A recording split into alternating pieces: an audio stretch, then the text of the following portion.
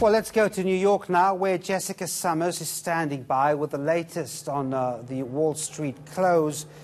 Jessica, thanks indeed for talking to us. So the fallout from the deadly Ethiopian Airways Boeing crash continues. We see the U.S. finally grounding the 737 MAX 8, and it looks increasingly likely to hit the plane maker's order book as mounting safety concerns emerge. Thanks, Devin. Yes, absolutely. Here, Boeing really struggling, extending losses on news today. We're following this Boeing story really closely after the 737 MAX crash over the weekend. Essentially, this could cost Boeing $57 billion in orders. So quite a big number there, as a lot of different carriers are contemplating dropping orders that they had originally planned. So we have Kenya Airways possibly switching over from the 737 to its rival, the Airbus's A320.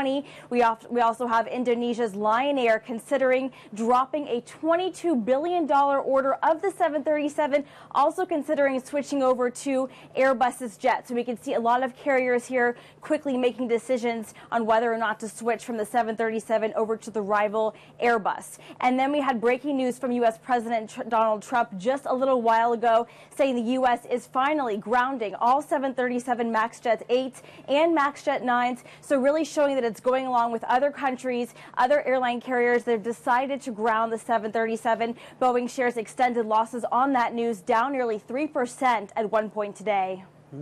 Now, just to the markets, Jessica, some favourable data really spurring the U.S. markets. Some inflation numbers, consumer spending, all figures that are in favour, and even the dollar's a bit higher, you tell me. Yes, switching over to the markets here, Devin, we did have quite a positive day in equities. The S&P 500 index hitting a 5-month high, rallying for a third straight session, and just climbing above that important 2,800 level that investors have really been watching. The S&P has been struggling to breach that level recently, so that was quite an interesting development here. But the optimism in the markets has really been fueled by data we received earlier showing that orders for U.S. business equipment has actually surged by the most in 6 months. So that's really a strong demand signal here, and it's showing that investors who had been previously concerned with a slowdown in growth, especially in the face of U.S.-China trade tensions, may be changing their minds a little bit and focusing on maybe a little bit of an uptick in demand. The ADIDAS story, I mean, that's really an interesting one. ADIDAS comes out to say that demand is so high it can't keep up with supply, the U.S. being one of the biggest markets, I would imagine, and I see its share price as a result of those remarks down 3%.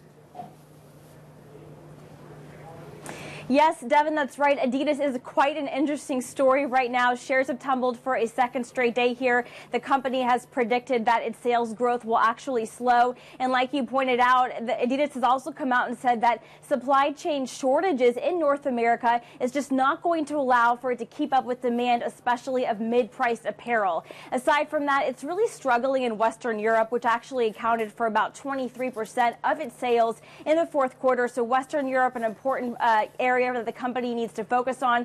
And then finally, we have just sort of overall general competition from Nike. So we have a few different obstacles here that ADIDAS has been facing that have really been weighing on the share price. All right, from Bloomberg, Jessica Summers in New York. Thanks very much indeed.